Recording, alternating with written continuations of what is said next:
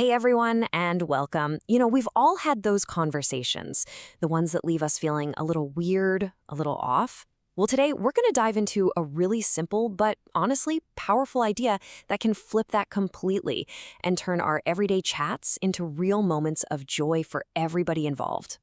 So let's just start with a quick gut check. Think about the last casual conversation you had, maybe with a neighbor, a coworker, even a family member. When you walked away, how did you feel?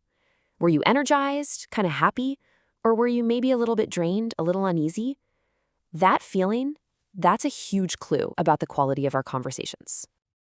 And that feeling, right there, it gets to the very heart of why we even talk to each other in the first place. You see, at its core, a good conversation isn't really about getting information or, winning an argument. The whole point, the purpose we're exploring today, is so much simpler. It's to create a moment of shared, mutual joy, not pressure or pain. So what's the target here? Let's just call it a pleasant conversation. What's that? It's any talk that brings genuine happiness and joy to both people. It's not a transaction, it's not an interrogation, it's just a shared positive experience. So let's keep that idea in our back pocket as we go. Okay, I know what you're thinking. That all sounds great in theory, but how do we actually do it? So let's get practical. Let's look at some super common situations where our good intentions can totally go sideways, starting with those casual chats we have with neighbors and acquaintances.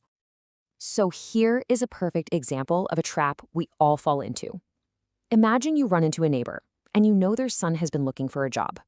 The totally natural, well-meaning question is, hey, did your son get a job yet? But just pause and think about how that lands for them. It can feel like a spotlight on their stress. A much better approach? Only ask if you can actually help, like if you have a job lead.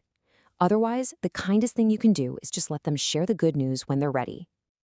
And this same idea applies to so many other touchy subjects, right? Like asking if someone's daughter is married yet or other personal challenges. It really all boils down to one simple, powerful rule. If you can't be part of the solution, don't go poking at the problem. These topics are often carrying a ton of private stress, and our casual questions can make people feel like they're totally under a microscope.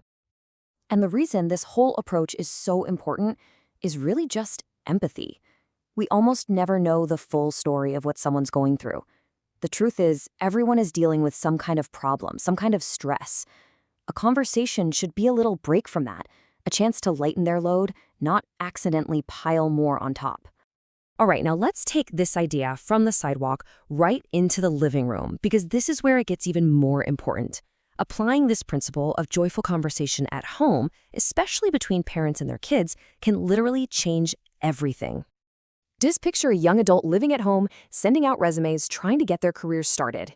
It is so easy for a parent's genuine care and concern to turn into this daily barrage of questions. Hey, what happened with that application? Did you hear back from them? What's the plan for today?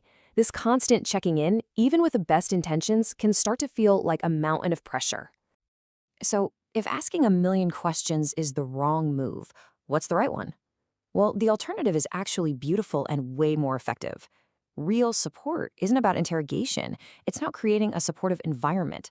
A calm atmosphere at home, a warm smile when they walk in the door, a good meal. These things communicate love and safety so much more powerfully than any question ever could.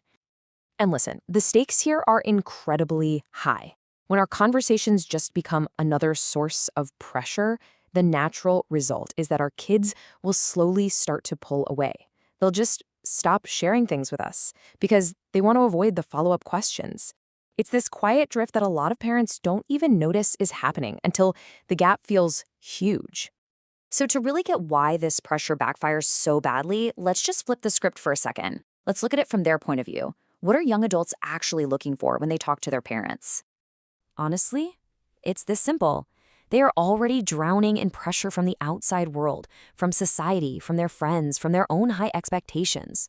Home isn't supposed to be another source of that pressure.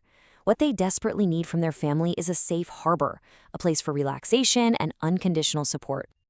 So you see, whether we're talking to a neighbor or our own kids, it all comes back to the exact same core idea. There's one guiding principle that can absolutely transform all of our relationships. If you only take one thing away from all of this today, let it be this. This is the goal. Just try to make the other person feel happy that you spoke. Before you say something, just take a half second and ask yourself, is what I'm about to say going to leave this person feeling better or a little bit worse? The whole aim is to leave them feeling a little lighter, a little happier, just because you talk to them. And we absolutely have to give credit where it's due for this beautifully simple and practical wisdom. This was shared by Venkataramana from the organization Vijnana Mitra. So here's the challenge for you. Think about the very next conversation you're going to have today. What's just one small thing you can do to make it a genuinely joyful one for both of you? Because that single choice, when you repeat it over and over, that's how we build happier lives and happier relationships. Thanks so much for tuning in.